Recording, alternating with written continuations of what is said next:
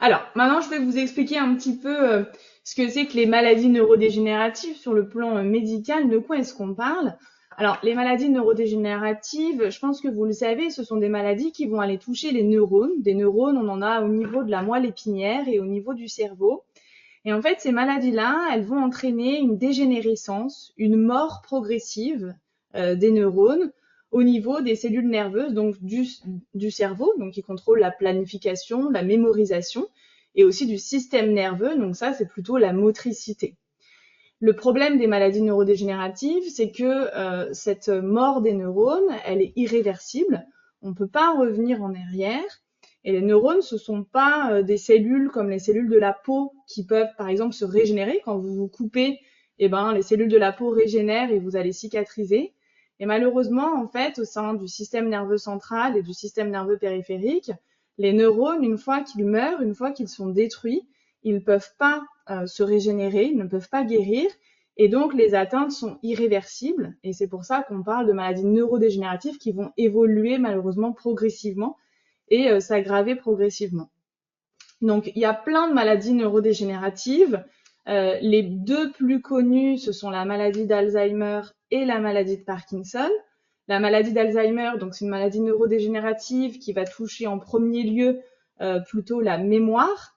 C'est le stockage en fait des informations qui va être touché, une petite zone du cerveau qui s'appelle l'hippocampe, qui est un petit peu, si vous voulez, comme l'ordinateur qui va stocker tous les mémoires qui va être atteinte, c'est les cellules nerveuses de cette zone-là qui vont mourir. Et donc, en premier lieu, ça va être la mémoire qui va être touchée. Dans la maladie de Parkinson, ça représente 200 000 personnes touchées en France, donc c'est quand même important. C'est plutôt les cellules qui sont dans une aire motrice qui vont être touchées et on va avoir des problèmes d'élaboration du mouvement et de mouvement en général. Je vais vous détailler un petit peu tout à l'heure. Après, il y a plein d'autres maladies neurodégénératives qui sont moins connues, comme la SLA, les démences à corps de Lévy, les scléroses en plaques. Tout ça, ce sont aussi des maladies neurodégénératives, mais qui sont un petit peu moins liées à l'âge. Alors du coup, je vous propose de regarder un petit peu plus particulièrement la maladie d'Alzheimer en premier. Qu'est-ce que c'est que cette maladie d'Alzheimer? Ce que je vous disais, c'était que c'était une maladie qui va toucher en premier lieu la mémoire, les neurones de la mémoire qui vont être détruits. Et donc, le premier symptôme que les patients vont avoir, ce sont des pertes de mémoire, des oublis, et ce sont des oublis qui sont plutôt des oublis sur les faits récents. C'est-à-dire que ce qu'ils ont mangé hier soir, ce qu'ils ont fait la semaine dernière, ils vont pas s'en souvenir. Par contre, tout ce qui est du passé, ils peuvent s'en rappeler, leur mariage, quel travail ils ont fait, leurs enfants, etc. Tout ça, ils vont bien s'en rappeler, il n'y a pas de souci, mais le problème, c'est vraiment sur tout ce qui est fait récent. Ça va s'accompagner aussi d'une désorientation dans le temps et dans l'espace. Les patients vont ne plus savoir quel jour on est, quelle année on est, et parfois même où est-ce qu'ils sont, parce qu'ils n'arrivent plus à se repérer dans l'espace et dans le temps. Donc tout ça, ça peut entraîner des errances, des patients qui vont sortir dans la rue, par exemple, pour aller acheter du pain, et en fait ne plus savoir où ils sont, ne plus savoir se repérer, et qui peuvent se perdre dans la rue à des stades plus avancés, par exemple. Les patients, et surtout en début de maladie, peuvent présenter des irritabilités, des changements d'humeur, parce que justement, en fait, le fait de ne plus savoir où ils sont, d'avoir des pertes de mémoire, ça les irrite, ça les inquiète, et donc ça entraîne ces changements d'humeur, ces syndromes dépressifs. Et ce qu'il faut bien comprendre, c'est que dans la maladie d'Alzheimer, le patient va très vite avoir du mal à planifier les choses et à réaliser des tâches qui leur sont familières. Je vous prends l'exemple d'aller se laver. Eh ben, les patients ne vont plus savoir, déjà ils vont plus se rappeler qu'il faut aller se laver, et ensuite, si on leur demande d'aller se doucher par exemple, ils ne vont plus savoir comment le faire en fait. Donc comment aller à la salle de bain, se déshabiller, ouvrir l'eau, etc. Toute cette planification des choses et cette organisation, ils vont plus être capables en fait de le faire. Pareil pour se préparer à manger, ça va devenir compliqué de faire cuire un steak ou de se faire cuire des haricots verts parce que ils savent plus en fait comment on fait. Les troubles de la mémoire, le fait qu'ils ont des oublis sur les faits récents, très souvent, les patients n'arrivent plus en fait à suivre le cours des conversations parce que ça va trop vite, ils n'arrivent pas à se souvenir. Et donc, il peut y avoir des patients qui qui ont un retrait social, qui vont vraiment se replier sur eux-mêmes. Ça, c'est un vrai signe. L'isolement social des patients qui avant allaient à des dîners, qui faisaient partie de clubs, etc., ne veulent plus y aller parce que justement, en fait, ils se sentent en difficulté dans ces situations-là. Et puis après, il y a les troubles du jugement. Donc, ça, c'est par exemple des patients qui vont aller traverser au rouge, qui vont voilà, se mettre en danger, etc. Et en fin de maladie, apparaissent des troubles du langage. Alors au début, c'est simplement des manques du mot, ne plus se souvenir de tel ou tel mot. Et puis, en fin de maladie, ça peut être vraiment des grosses difficultés d'élocution, des grosses difficultés à parler et à s'exprimer. En fin de maladie, il y a des patients qui ne parlent même plus du tout. Une des grandes caractéristiques de la maladie d'Alzheimer, c'est que le patient, lui, ne va pas se rendre compte des troubles. Alors, en tout début de maladie, il se rend un petit peu compte, mais quand la maladie est plus avancée, vraiment, il va vous dire « Ah non, mais moi, je perds pas la mémoire, tout va bien, je vais très bien, je n'oublie pas, je ne vois pas le problème, et docteur, je ne sais pas pourquoi je viens vous voir. » Alors, je vais vous parler un petit peu maintenant des complications de la maladie d'Alzheimer. Alors, c'est ce que je vous expliquais, hein, la maladie, elle va évoluer progressivement parce que c'est une maladie neurodégénérative. Donc, les neurones vont dégénérer les uns après les autres et la maladie va s'aggraver progressivement. Le fait de ne plus se rappeler, de ne plus savoir comment faire les choses, de ne plus arriver à planifier les choses, va entraîner progressivement une perte d'autonomie. Hein, les patients vont plus réussir à aller faire leurs courses, à se faire à manger, ils vont plus réussir à se doucher seuls, à s'habiller seuls, etc. progressivement. Et puis peuvent apparaître ce qu'on appelle des troubles du comportement. Les troubles du comportement, ce sont des patients qui peuvent être agités, agressifs, on retrouve ça dans 60% des cas. Alors c'est pas durant toute la maladie, en fait c'est plutôt des symptômes qui vont et qui viennent.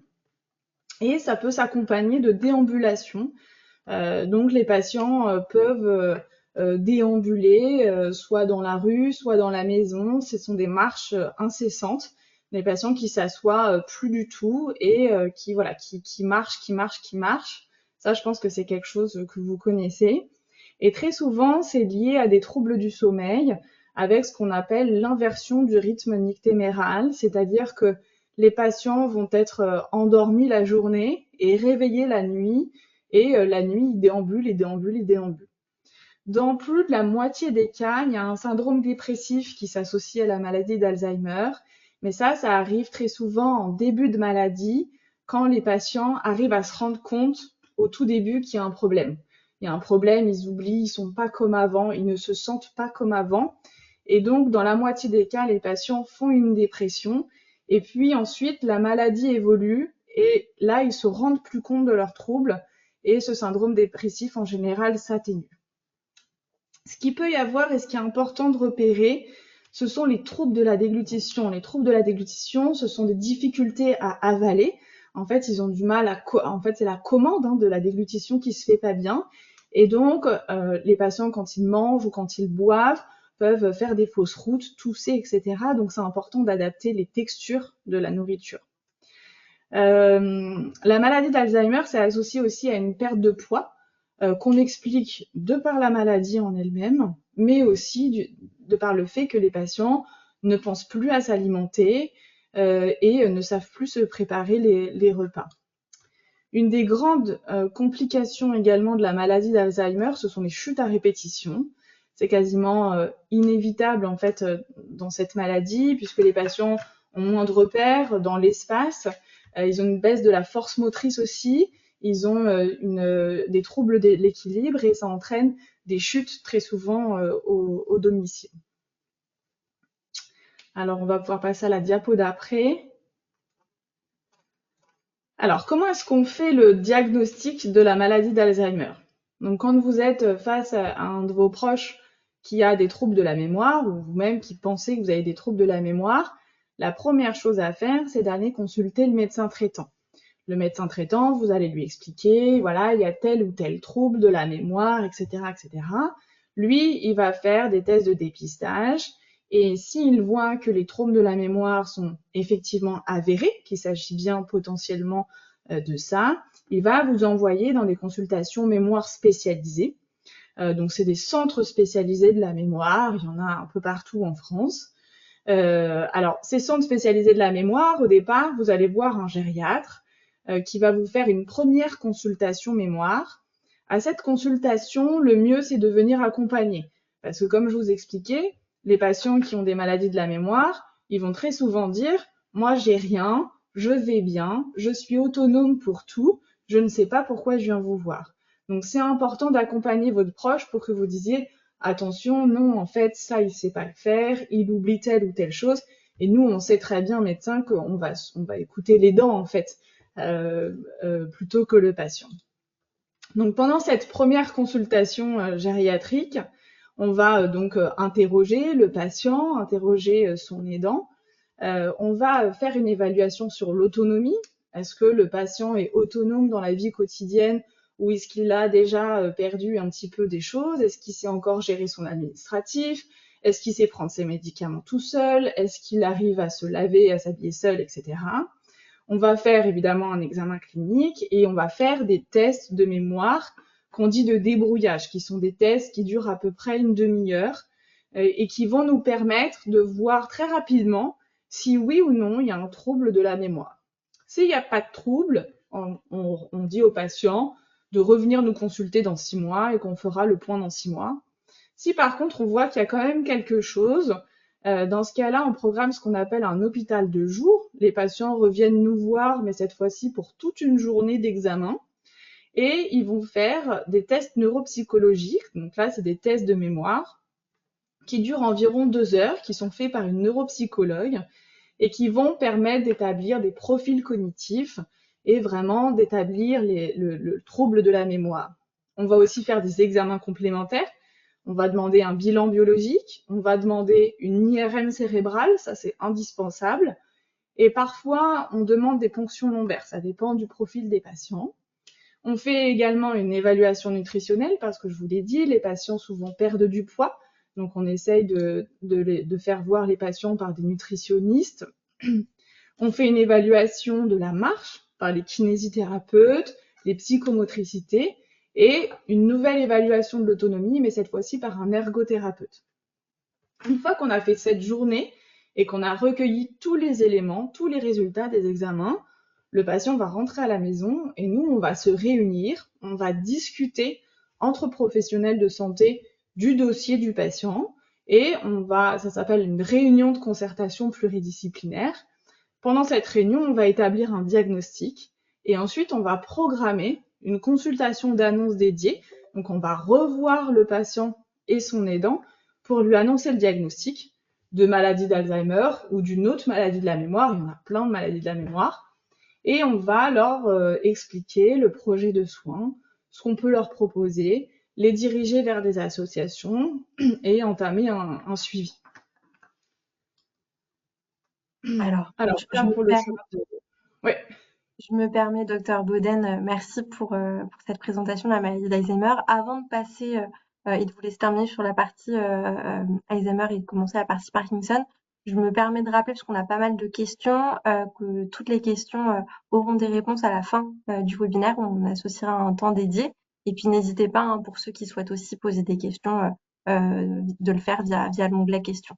Voilà. Merci en tout cas, docteur Boden. Je vous laisse la parole.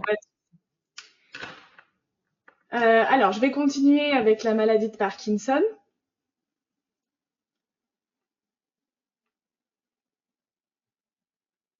Alors, la maladie de Parkinson, comme je vous le disais tout à l'heure, c'est une maladie qui va toucher en premier lieu les centres moteurs du cerveau.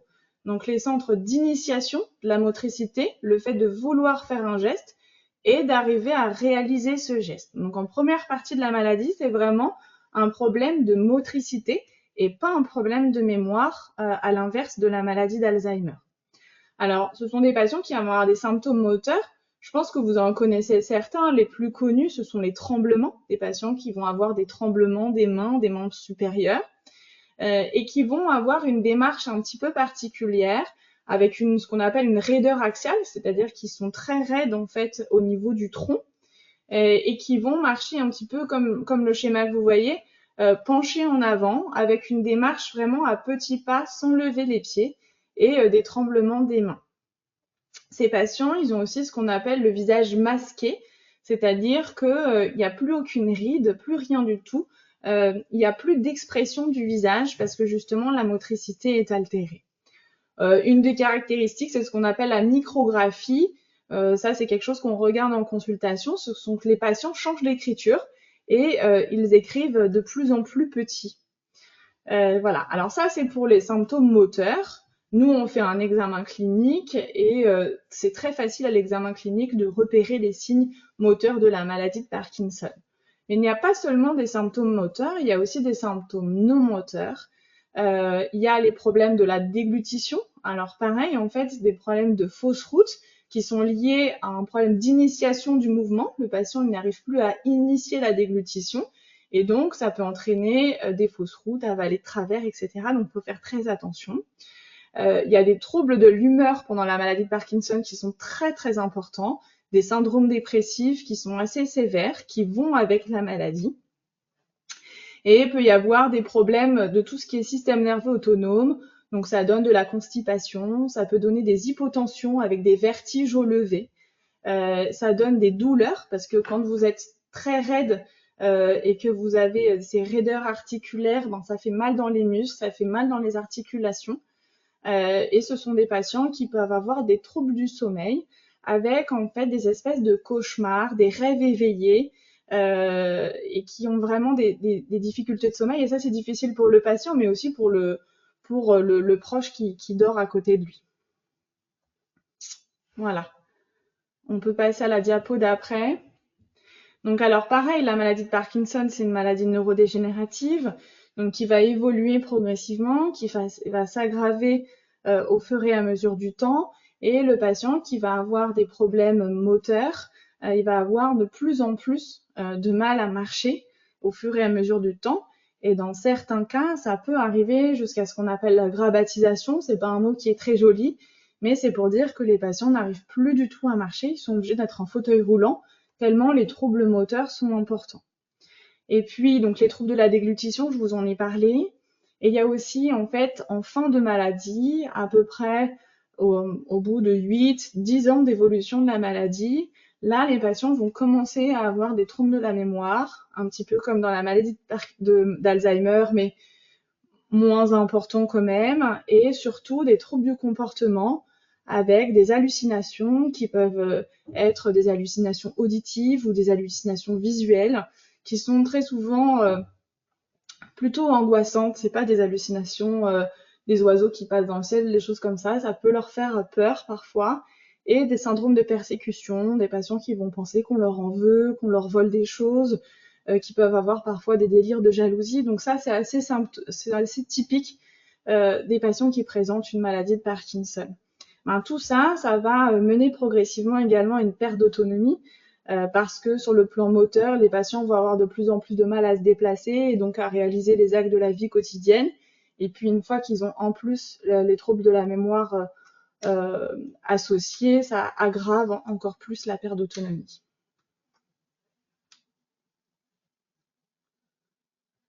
Alors, le diagnostic de la maladie de Parkinson, il est un petit peu plus simple à faire que celui de la maladie d'Alzheimer. En général, il est dépisté par le médecin traitant. Et puis, alors, en fonction de l'âge de survenue de la maladie, en gros, si les symptômes démarrent avant 75 ans, ce sont plutôt les neurologues qui font le diagnostic. Au-delà de 75 ans, ce sont plutôt les gériatres. Il suffit qu'on fasse un examen clinique et on arrive à faire le diagnostic. Il n'y a pas besoin de faire d'examen complémentaire pour diagnostiquer la maladie de Parkinson.